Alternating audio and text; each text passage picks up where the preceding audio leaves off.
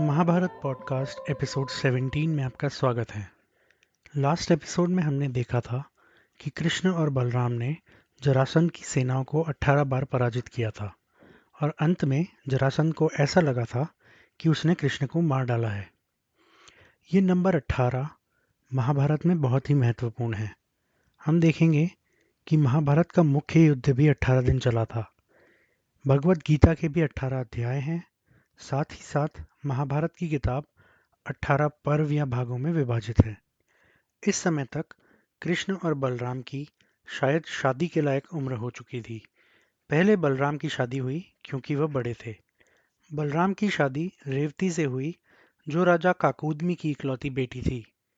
काकूदमी को लगा कि इस दुनिया में कोई भी उनकी बेटी के लायक नहीं है। उन्होंने बहुत सोच विचार करके कुछ वरों की लिस्ट बनाई और उसे लेकर वे ब्रह्मलोक गए। ब्रह्मलोक में ब्रह्मा गंधर्व के द्वारा सुनाया गया मधुर संगीत सुन रहे थे, तो काकूदमी को लगा कि उन्हें डिस्टर्ब नहीं करना चाहिए और वो और रेवती भी साथ में संगीत सुनने लग गए।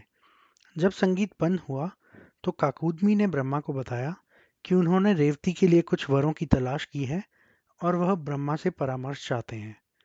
इस बात पर पहले तो ब्रह्मा बहुत जोर से हंसे और फिर उन्होंने बताया कि ब्रह्मलोक और पृथ्वी का समय एक समान नहीं चलता है। जब काकूदमी और रेवती ब्रह्मलोक में थे, उस समय 27 महायुग बीत चुके थे। एक महायुग लगभग 64 लाख साल का होता है, तो इस हिसाब से धरती पर लगभग 1 करोड़ 72 लाख साल बीत चुके थे। यहाँ पर यह देखना इंटरेस्टिंग है कि 2 महायुग ब्रह्मा का एक दिन होता है, तो इस हिसाब से यह संगीत लगभग ब्रह्मा की टाइमलाइन में 13.5 दिन चला, जबकि धरती पर 1 करोड़ 72 लाख साल बीत गए। ब्रह्मा ने बोला कि अब तक धरती पर सब कुछ बदल चुका है, लेकिन फिर भी बलराम है जिनसे रेवती की शादी हो सकती है। काकूदमी और रेवती फिर धरती पर आए और बलराम से शादी करने की पेशकश की, लेकिन शायद पुराने जमाने में लोग बहुत लंबे चौड़े हुआ करते थे, तो रेवती वास्तव में बलराम से काफी बड़ी थी। लेकिन इससे बलराम बिल्कुल नहीं हिचकिचाए। उन्होंने अपना हल निकाला और रेवती के सिर पर हल्का सा मार दिया। इससे रेवती बलराम के बराबर हो गई और दोनों की शादी हो गई। इसके विपरीत कृष्ण की शादी क्षत्रिय तौर तरीके से हुई। रुक्मणी विदर्भ के राजा भीष्मक की पुत्री थी। भीष्मक मगध के राजा जरासंध के जागीरदार थे। हर बार जब जरासंध और कृष्ण के युद्ध हुए, रुक्मणी कृष्ण के गुण, चरित्र, आकर्षण और महानता के बारे में बहुत कुछ सुना करती थी। यह सब सुनकर रुक्मणी को कृष्ण से प्यार हो गया। रुक्मणी का सबसे बड़ा भाई रुक्मी राजा कंस का मित्र था, जिसे कृष्ण ने मार दिया था, और इसीलिए रुक्मी कृष्ण और रुक्मणी के विवाह के खिलाफ खड़ा हो गया। रुक्मणी के माता पिता रुक्मणी का विवाह कृष्ण से कराना चाहते थे, लेकिन रुक्मी ने इसका कड़ा विरोध किया। इसके बजाय रुक्मी ने कहा कि उसकी शादी छेदी के शिशुपाल से कर दी जाए। शिशुपाल जरासंध का एक और सहयोगी राजा था और इसीलिए वो रुक्मी का करीबी भी था। भीष्मक ने बेटे की जिद देखकर इस बात के लिए हाँ कर दी, लेकिन रुक्मणी, जो कि ये सारी बातें सुन रही थी, ने तुरंत एक ब्राह्मण सुनंदा को कृष्ण को एक पत्र देने के लिए कहा। उसने पत्र में लिखा कि कृष्ण तुरंत विदर्भ आ जाएं और उनको ले जाएं। साथ ही साथ रुक्मणी ने यह भी लिखा कि वह किसी तरह की लड़ाई या खून खराबा नहीं चाहती, इसीलिए उनका अपहरण कर लिया जाए। रुक्मणी ने यह भी कहा कि वह आश्चर्यचकित हैं कि बिना किसी खून खराबे के ये काम कैसे पूरा होगा, जबकि रुक्मणी महल के एकदम अंदर रहती थी। लेकिन इस समस्या का हल भी खुद रुक्मणी ने ही बता दिया कि उन्हें उनकी कुलदेवी गिरिजा के मंदिर में जाना होगा और उनका अपहरण करना होगा। कृष्ण ने द्वारका में संदेश प्राप्त करते ही तुरंत अपने बड़े भाई बलराम के साथ विदर्भ के लिए कूच किया। इसी बीच शिशुपाल को रुक्मी से इस समाचार पर बहुत अधिक खुशी हुई कि वह रुक्मणी पर दावा कर सकता है। जरासंध ने इतना भरोसा ना करते हुए अपने सभी जागीरदारों और सहयोगियों को शिशुपाल के साथ भेज दिया, क्योंकि उन्हें लगा कि कृष्ण जरूर रुक्मणी को छीनने आएंगे। भीष्मक और रुक्मणी को अपने जासूसों से खबर मिली कि कृष्ण रुक्मणी को ले जाने आ रहे हैं। भीष्मक मन ही मन बहुत खुश हुए और उन्होंने कृष्ण को गुप्त रूप से स्वीकृति दे दी और कामना की कि वे रुक्मणी को ले जाएं। उन्होंने कृष्ण के लिए एक बहुत बड़ा सा महल भी बना दिया और कृष्ण का उसमें खुशी खुशी स्वागत किया। इसी बीच महल में रुक्मणी अपनी शादी के लिए तैयार हो गई। वह काफी निराश थी कि कृष्ण अभी तक उन्हें नहीं छुड़ाए ले पाए हैं, लेकिन फिर उनकी बाईं जांघ, बाह और आंख तीनों फड़कने लगी और उन्होंने इसे एक शुभ शगुन के रूप में ले लिया। जल्द ही ब्राह्मण ने आकर उन्हें सूचित किया कि कृष्ण ने उनका अनुरोध स्वीकार कर लिया है और वह उन्हें कुलदेवी के मंदिर ले गया। जैसे ही रुक्मणी बाहर निकली, कृष्ण ने उन्हें देखा और कृष्ण ने जल्दी ही रुक्मणी को अपने रथ में डाल लिया और वो वापस द्वारका के लिए कूच कर गए। जब शिशुपाल ने उन्हें देखा तो वे उनका पीछा करने लगे। इसके साथ में जरासंध की सारी सेनाएं जल्दी जल्दी से कृष्ण का पीछा करने लगी। यहाँ पर बलराम ने सारी सेनाओं को रोक दिया, जबकि रुक्मी कृष्ण और रुक्मणी के पीछे पड़ गया। उन्होंने भद्रोत के पास कृष्ण को पछाड़ दिया। भद्रोत में कृष्ण और रुक्मी के बीच में युद्ध हुआ, जिसमें कृष्ण विजयी हुए। रुक्मी ने रुक्मणी के लिए अपमानजनक और आपत्तिजनक शब्दों का इस्तेमाल किया, जिसके लिए कृष्ण उन्हें मारने वाले थे कि तभी रुक्मणी कृष्ण के चरणों में गिर गई और उनसे भीख मांगी कि उनके भाई की जान बख्श दी जाए। कृष्ण बहुत उदार थे, लेकिन सजा के रूप में उन्होंने रुक्मी के आधे बाल काट दिए और उन्हें मुक्त कर दिया। रुक्मणी ने यहाँ कृष्ण से पूछा कि एक क्षत्रिय के बाल काट देना तो उसके लिए बहुत ही शर्म की बात है और कृष्ण को यह नहीं करना चाहिए था।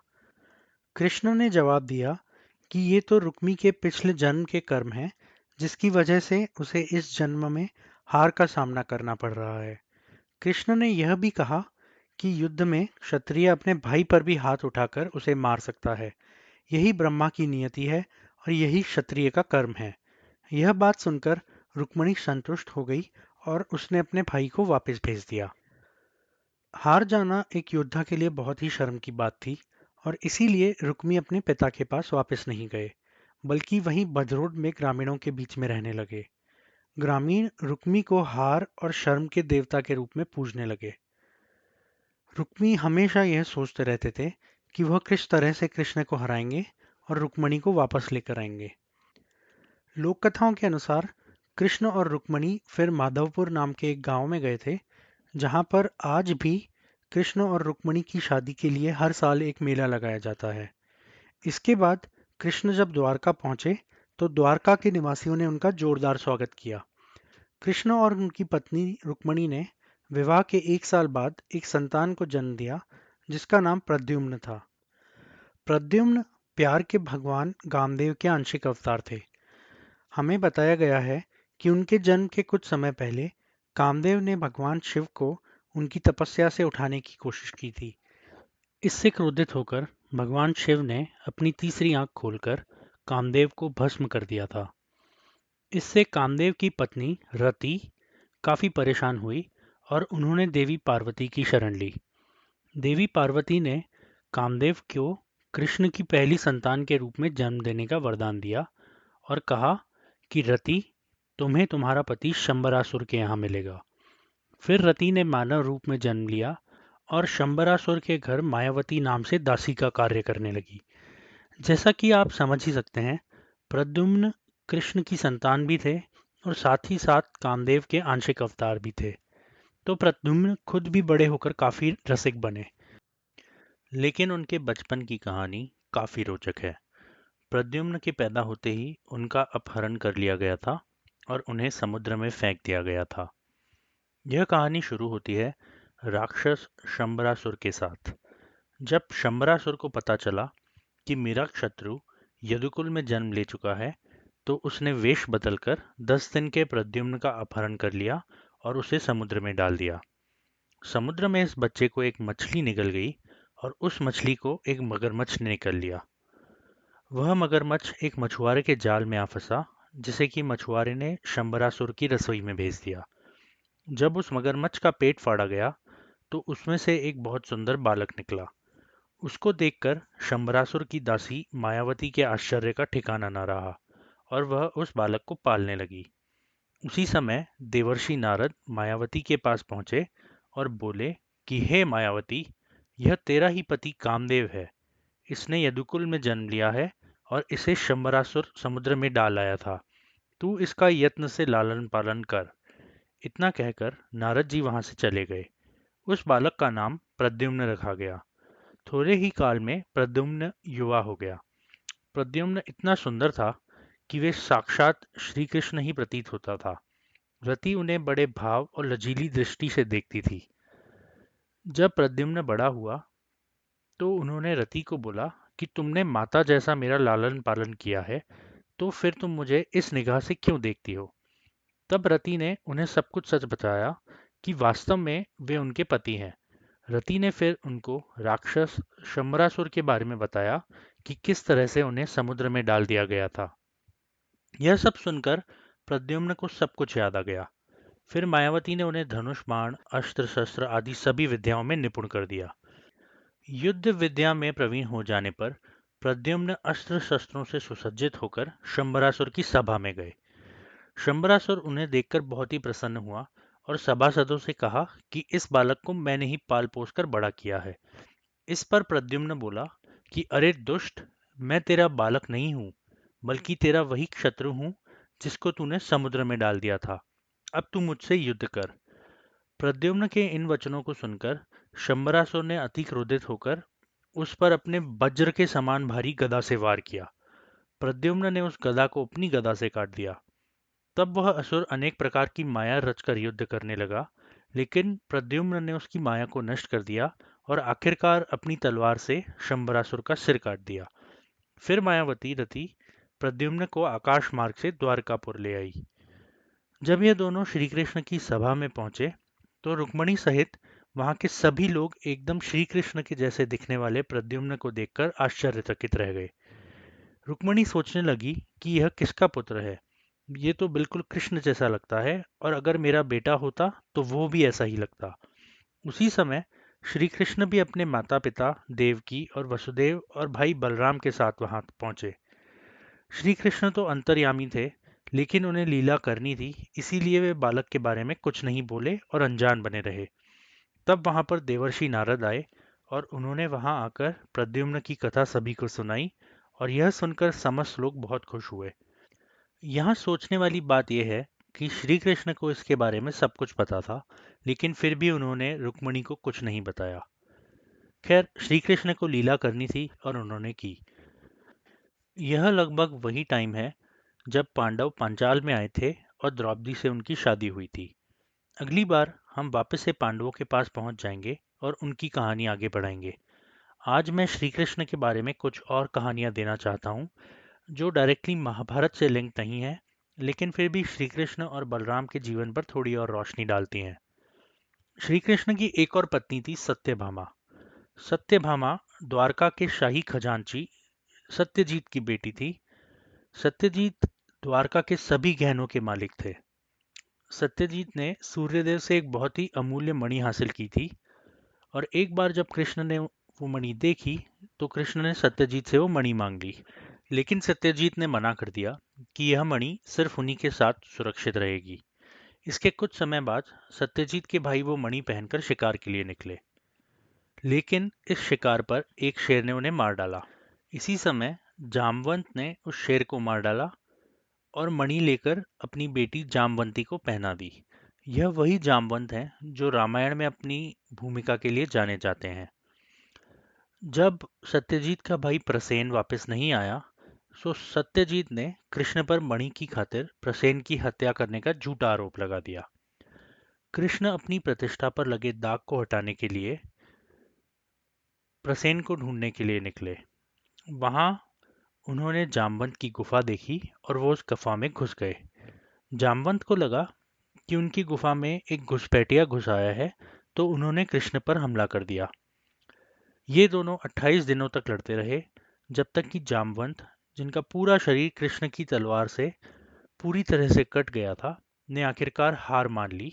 उन्होंने कृष्ण को राम के रूप में पहचान लिया और उनके सामने आत्मसमर्पण कर दिया। कृष्ण से लड़ने के लिए पश्चाताप के रूप में जामवंत ने कृष्ण को ये मणि दे दी और शादी में उनकी बेटी जामवंती भी दे दी। कृष्ण ने सत्यजीत को जब वे मणि लौटाई तो सत्यजीत ने उनसे झूठे आरोप के लिए माफी मांग ली। साथ ही साथ उन्होंने तुरंत कृष्ण को अपनी तीनों बेटियों सत्यभामा, व्रतिनी और प्रसवापिनी को विवाह में देने की पेशकश की। कृष्ण ने बीवियां तो स्वीकार कर ली, लेकिन मणि को लेने से साफ मना कर दिया। एक और महत्वपूर्ण कहानी है कृष्ण, इंद्र और नारकासुर के बारे में।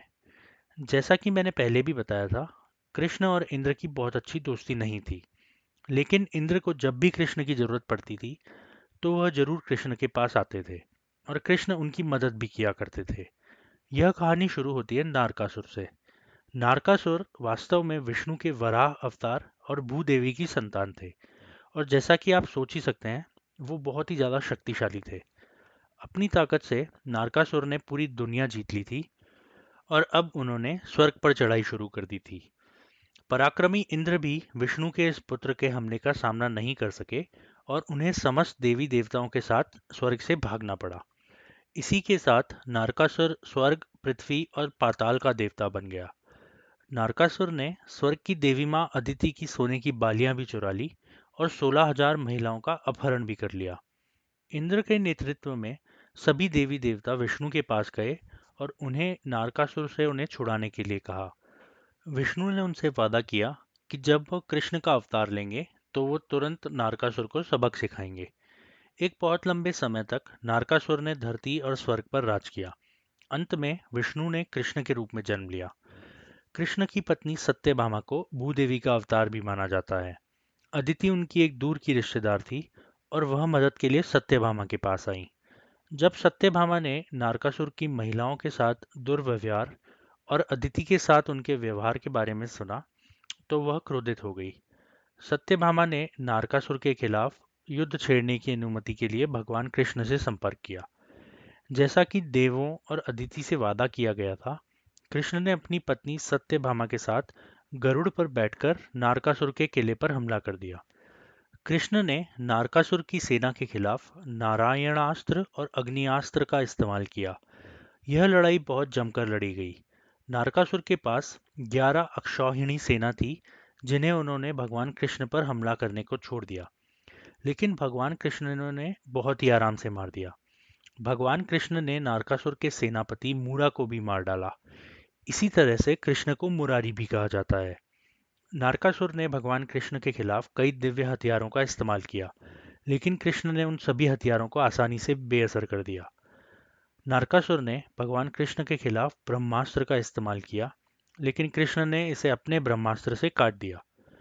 फिर नारकासुर ने कृष्ण के खिलाफ अग्नियास्त्र का इस्तेमाल किया, लेकिन भगवान कृष्ण ने इन्हें वरुणास्त्र के साथ बेअसर कर दिया। नारकासुर ने भगवान कृष्ण के खिलाफ नागपाश का इस्तेमाल किया, लेकिन कृष्ण ने गरुड़ास्त्र के साथ इसे भी बेअसर कर दिया। हताशा में नारकासुर ने भगवान कृष्ण पर वैष्णवास्त्र लॉन्च किया, लेकिन कृष्ण ने इसे दूसरे वैष्णवास्त्र के साथ बेअसर कर दिया। अंत में जब नारकासुर ने भगवान कृष्ण को त्रिशूल से मारने की कोशिश की तो भगवान कृष्ण ने अपने सुदर्शन चक्र से उन्हें मार डाला। नारकासुर की मृत्यु के पहले नारकासुर ने अपनी मां सत्यभामा से एक वरदान मांगा कि सभी को अपनी मृत्यु का जश्न रंगीन रोशनी से मनाना चाहिए। इसी प्रकार इस दिन को दिवाली के एक दिन पहले नरक चतुर्दशी के रूप में मनाया जाता है। नारकासुर पर कृष्ण और सत्यभामा की जीत के साथ नारकासुर के सभी कैदी भी आजाद हो गए। नारकासुर द्वारा बंदी बनाई गई 16,000 राजकुमारियां भी आजाद हो गई। जैसे ही इन राजकुमारियों ने कृष्ण को देखा तो उन सभी ने कृष्ण से शादी करने को कह दी। कृष्ण ने भी उन सभी को हाँ कह दिया और उन्हें द्वारका भेज दिया। इसी दौरान कृष्ण ने नारकासुर द्वारा चुराई गई अदिति की बालियां स्वर्ग में लौटाने के लिए स्वर्ग के लिए प्रस्थान किया। जब उन्होंने बालियां लौटा दी तो उन्हें स्वर्ग में कल्प वृक्ष दिखा। कृष्ण ने सोचा कि यह कल्प वृक्ष वह अपनी पत्नी सत्यभामा के लिए ले जाएंगे। उन्होंने जब इंद्र से बोला तो इंद्र ने उन्हें मना कर दिया। कृष्ण को इस बात पर बहुत गुस्सा आया और उन्होंने कल्प वृक्ष स्वर्ग से उखाड़ लिया और धरती पर ले जाने लगे। जब उन्हें रोकने के लिए देवता आगे आए तो कृष्ण ने उन सभी को कल्प वृक्ष से पीटा। कृष्ण ने कहा कि अभी कुछ ही दिन पहले इंद्र नारकासुर को मारने के लिए मेरे पास आया था और अब वह मुझे यह पेड़ भी नहीं ले जाने दे रहा है। इसीलिए इंद्र की पूजा नहीं की जाती क्योंकि वह पूजा लायक ही नहीं है। खैर, भगवान कृष्ण कल्प वृक्ष को, जिसे सभी इच्छाओं को पूरी करने वाला पेड़ कहा जाता है, को द्वारका ले गए और सत्यभामा को दे दिया। कृष्ण ने एक ही दिन में सभी 16,000 राजकुमारियों से शादी भी कर ली और सभी को अलग एक महल रहने को दे दिया। अपनी अलौकिक शक्ति से कृष्ण ने सभी 16,000 बीवियों के लिए खुद के 16,000 रूप बना दिए और उन सभी के साथ रहने लगे। इन सभी 16,000 पत्नियों से कृष्ण के 10-10 बच्चे हुए, जो कि सब बहुत शक्तिशाली और सुशील थे। दूसरी तरफ रुक्मणी के भाई रुक्मी अभी भी कृष्ण से बदला लेने की सोच रहे थे। इसी बीच कृष्ण और रुक्मणी के बेटे प्रद्युम्न ने रुक्मी की बेटी का अपहरण करके उससे शादी कर ली। शायद इस बात से रुक्मी का गुस्सा थोड़ा कम हो गया। एक बार रुक्मी और उसके साथी जुआ खेल रहे थे। इसी खेल में उनके साथ बलराम भी थे। जैसे जैसे खेल आगे बढ़ता गया, जुए में पैसे भी बढ़ते गए। बलराम ने एक बहुत ही बड़ी बाजी लगाई और जैसे ही उन्होंने पासे फेंके, वैसे ही रुक्मी ने टेबल हिला दी। टेबल हिलाने की वजह से बलराम हार गए। रुक्मी अपने साथियों के साथ बहुत जोर जोर से हंसे और बलराम को वापस खेलने को कहा। इस बार बलराम ने और भी बड़ी बाजी लगाई। जैसे ही बलराम ने पासे फेंके, वैसे ही रुक्मी ने टेबल वापस हिला दी। इस बार भी टेबल हिलने की वजह से बलराम हार गए।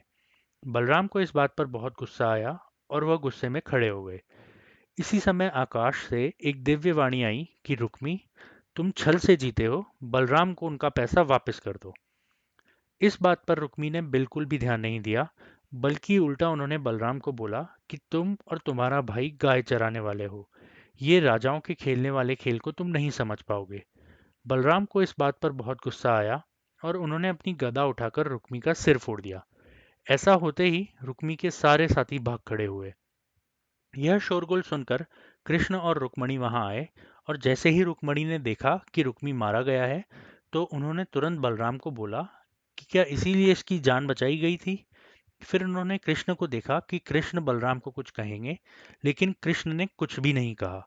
कृष्ण ने सिर्फ यही कहा कि आओ द्वारका वापस चलते हैं। हम इस एपिसोड को बलराम की कुछ कहानियों के साथ खत्म करेंगे।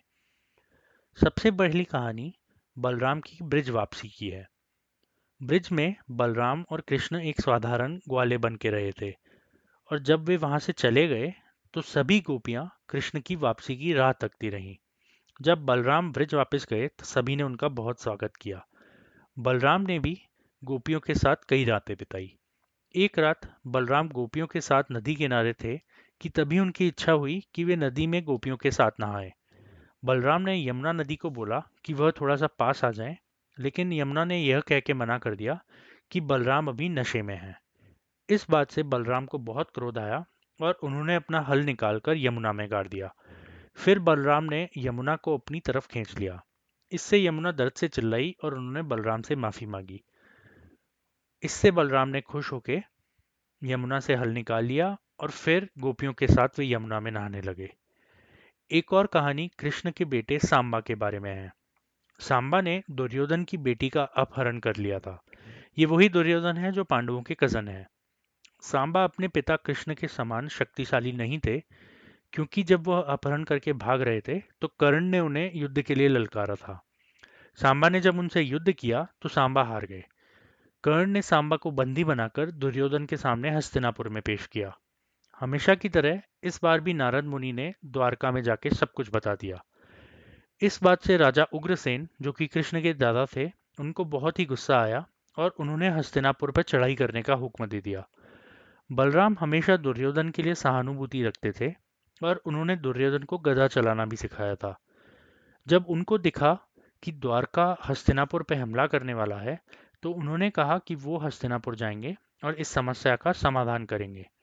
जब बलराम हस्तिनापुर पहुंचे, तो सभी कौरवों को लगा कि उनका दोस्त आया है, लेकिन बलराम ने वहां पहुंचते ही कहा कि सांबा को छोड़ दिया जाए, नहीं तो अच्छा नहीं होगा। इस पर पहले तो दरबार में शांति छा गई, लेकिन इसके बाद कौरवों ने कहा कि हम तुम यादवों को हमारे साथ बिठाते हैं और अच्छा सलूक करते हैं, इसके बदले में तुम हमारी राजकुमारियों का अपहरण कर लेते हो। तुम हमारा कुछ भी नहीं बिगाड़ सकते। हमारे पास द्रोण और भीष्म जैसे योद्धा हैं और हमसे इंद्र भी डरता है। इस बात पर बलराम को बहुत गुस्सा आया और उन्होंने कहा कि मैं यहाँ फालतू में ही आया हूँ। कृष्ण भी तुमसे लड़ाई के लिए तैयार बैठे हैं, तो अब चखो मजा।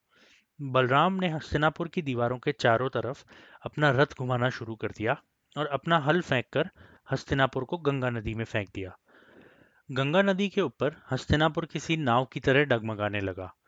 ज्यादा देर नहीं हुई थी कि सभी कौरव और अन्य सभी प्रजा बलराम के आगे लेट गए और उनसे माफी मांगने लगे।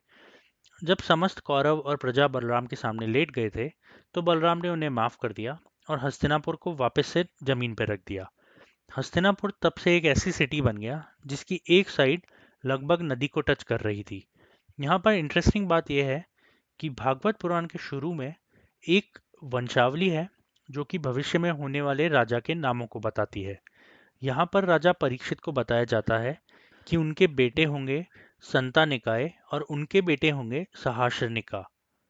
यहाँ पर राजा परीक्षित के सभी वंशजों के नाम बताए जाते हैं जब तक कि उनका वंश लुप्त नहीं हो जाता। इसमें इंटरेस्टिंग क्या है कि जब हम छठी पीढ़ी पर राजा नेमी चक्र पर पहुंचते हैं, तो हमें पता चलता है कि नेमी चक्र हस्तिनापुर को छोड़कर कौशंबी चले गए थे क्योंकि हस्तिनापुर में बाढ़ आ गई थी। अब अगर हमें कौशंबी बनने का समय पता चल जाए, तो हम पता लगा सकते हैं कि महाभारत का वास्तविक समय क्या था। आज के एपिसोड के लिए इतना ही। हमने भागवत पुराण में कृष्ण के बारे में जाना और उनकी अनेक लीलाएं देखी। यहाँ पर विचार करने वाली बात यह है कि भागवत पुराण के कृष्ण और महाभारत के कृष्ण लगभग दो अलग-अलग व्यक्ति हैं। महाभारत में कृष्ण पहली बार तब आते हैं जब अर्जुन गुप्त रूप से द्रौपदी को स्वयंवर में जीतते हैं। उस बैठक में भी कृष्ण सिर्फ इसलिए आए थे क्योंकि वहां बहुत से योद्धा थे। उन्होंने अर्जुन को और अन्य पांडवों को तुरंत पहचान लिया। भागवत के कृष्ण गोपियों के साथ रासलीला करते हैं और धरती पर जन्म लेने वाले असुरों को मारते हैं। आप आगे देखेंगे कि महाभारत के कृष्ण युद्ध की सलाह देते हैं, धर्मराज युधिष्ठिर को धर्म सिखाते हैं और अर्जुन के बहुत अच्छे मित्र भी बनते हैं। अगले एपिसोड से हम वापस पांडवों के साथ जुड़ जाएंगे और देखेंगे कि धृतराष्ट्र को कैसा लगता है जब उन्हें पता चलता है कि उनके भतीजे अभी जिंदा हैं और बहुत ही शक्तिशाली राज्य पांचाल और द्वारका के साथ संबंध बढ़ा चुके हैं। सुनने के लिए धन्यवाद।